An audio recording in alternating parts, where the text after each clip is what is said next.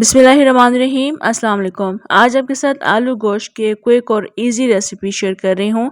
बनाना बहुत आसान है, बहुत मज़े का ये बनता है और ये एक ऐसी कॉमन रेसिपी है जो सबके घरों में बनती है, बहुत शौक से खाई जाती है। स्पेशली बच्चे इसे बहुत शौक से खाते हैं और इसको चावलों के साथ भी खा सकते हैं, आप चपाती के साथ भी खा सकते हैं।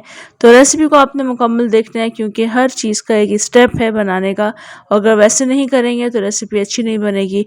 रेसिपी अच्छी लगी आपने लाइक करना है। तो चलें बनाना शुरू करते हैं। क्योंकि मैं इसको झटपट बना रही हूँ तो मैं इसको कुकर में गलाऊंगी गोश्त को, तो सब चीज़ें हमने कुकर में ही ऐड करनी है। और जो चीज़ें हम यहाँ पर ऐड कर रहे हैं उसमें प्याज शामिल हैं, 2 दरमियाने साइज़ की, तमाम साबुत गरम मसाले ऐड कर दिए हैं। मिक्स कर लेंगे और इसको हम हल्का सुनहरा कर लेंगे प्याज को। तो प्याज चूँकि हल्के सुनहरे रंग की हो चुकी है, अब हमने इसमें गोश्त ऐड करना है। मेरे पास बीफ है, आप इसमें मटन भी ऐड कर सकते हैं। मैं कुकर में गला रही हूँ, मगर अगर आप देगची में इसको गलाएंगे तब भी आपने यही स्टेप्स फॉलो करने हैं। उसके बाद आप चाहे जितना पानी डालकर इसको गलने के लिए छोड़ दें। मैं कुकर में गलाऊंगी तो मैं कम पानी ऐड करके इसको गलने के लिए छोड़ दूंगी। तो यहाँ पर अभी हमने गोश्त को फ्राई करना है ऑयल के साथ 3-4 मिनट के लिए। उसके बाद हम बाकी चीज़ें ऐड करेंगे। तो गोश्त को मैंने यहाँ पर ऑयल में फ्राई कर लिया है। अब हमने इसमें अदरक और लहसुन का पेस्ट ऐड करना है। अदरक का पेस्ट मैं इसमें ऐड करूँगी 2 टेबल स्पून भर के। लहसुन का पेस्ट मैं इसमें ऐड करूँगी 1 टेबल स्पून। अब अदरक लहसुन डालने के बाद भी हमने इसको फ्राई करना होता है, तकरीबन 3-4 मिनट के लिए मज़ीद इसे कुक करेंगे।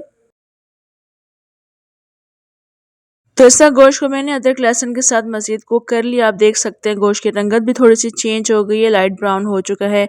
अब हमने इसमें गोश्त के हिसाब से टमाटर ऐड करने हैं। रफली कट किए हुए 4-5 टमाटर हैं, दरमियाने साइज़ के। इनको मिक्स कर लेंगे, उसके बाद बाकी स्पाइसेस भी ऐड करेंगे। यहाँ पर हम नमक शामिल करेंगे अपने टेस्ट के अकॉर्डिंग, पिसी हुई मिर्चें शामिल करेंगे अपने टेस्ट के अकॉर्डिंग। पिसी हुई मिर्चें हम शोरबे वाले सालन में ऐड करते हैं और कुटी हुई मिर्चें हम सब्जी वगैरह में ऐड करते हैं, या ऐसे ऐसा सालन जिसमें शोरबा ना हो। अब यहाँ पर हमने हल्दी ऐड कर दी है 1/4 टीस्पून और पिसा हुआ धनिया ऐड किया है 2 टीस्पून। इन तमाम चीज़ों को अच्छे तरीके से मैं मिक्स कर लूँगी और इतना पकाऊंगी यहाँ पर कि टमाटर अच्छे तरीके से नरम हो जाएं।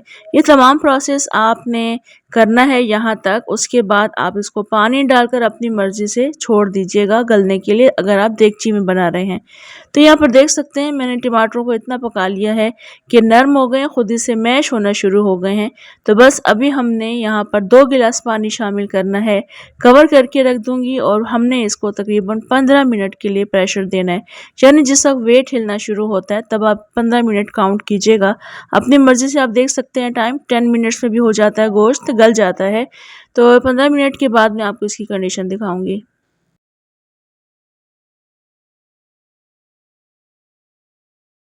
तो इस वक्त 15 मिनट हो चुके हैं। मैंने इसका वेट नहीं हटाया था, मैंने इसकी स्टीम अंदर ही रहने दी थी। स्टीम इसकी खुद ही से निकल चुकी है। प्रेशर रिलीज़ कर दिया, प्रेशर रिलीज़ हो चुका है। बस अभी हम इसको खोलेंगे और देखते हैं इसकी कंडीशन गोश्त की। गोश्त इस वक्त तकरीबन 90 से 95% तक गल चुका है। थोड़ी सी कसर गोश्त में मैंने इसलिए रखी है क्योंकि हमने अभी इसमें आलू ऐड करने हैं। जब तक आलू पकेंगे गोश्त भी कम्प्लीटली गल जाएगा। तो बस इसको मैं दूसरे पैन में शिफ्ट करती हूँ और अब जितना पानी आपको नज़र आ रहा है इतना पानी काफ़ी है आलू के गलाने के लिए। मज़ीद एक्स्ट्रा पानी नहीं शामिल करेंगे, शोरबा हम बाद में बनाएंगे। तो ये आलू ऐड कर देंगे, अपनी मर्ज़ी के मुताबिक मिक्स कर लेंगे और इसको ढक कर रख देंगे जब तक आलू गल नहीं जाते।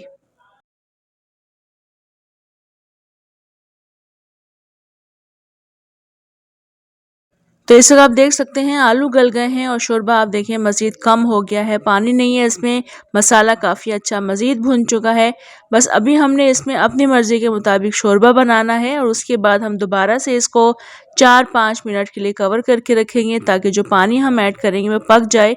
उसके बाद हम इसमें मज़ीद कुछ चीज़ें शामिल करेंगे।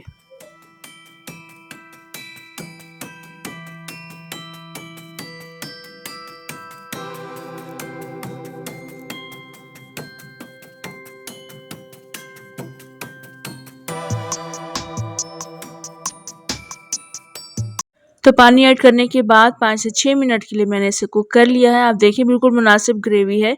चूल्हा मज़ीद हल्का कर देंगे ताकि जो इसका ऑयल है वो ऊपर आना शुरू हो जाए। और हरा धनिया ऐड करेंगे, कुछ साबुत हरी मिर्ची ऐड करेंगे, गरम मसाला पाउडर ऐड करेंगे। मिक्स करके चूल्हा बंद करके इसको हम थोड़ी देर के लिए कवर करके रखते हैं ताकि जो लास्ट में चीज़ें ऐड की जाती हैं इनकी खुशबू सालन में आ जाए। उसके बाद चाहे आप इसको चावलों के साथ खाएं, चपाती के साथ खाएं, नान के साथ भी ये बहुत अच्छा लगता है। तो मिक्स कर दिया है, कवर करेंगे और फिर डिश आउट करेंगे।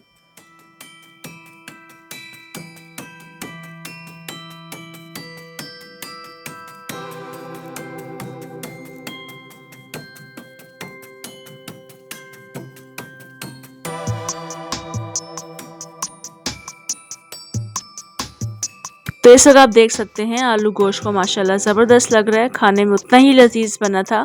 बहुत आसान सी मज़े की रेसिपी। इस रेसिपी को फॉलो करते हुए बनाकर देखिएगा, आपको मज़ा आएगा।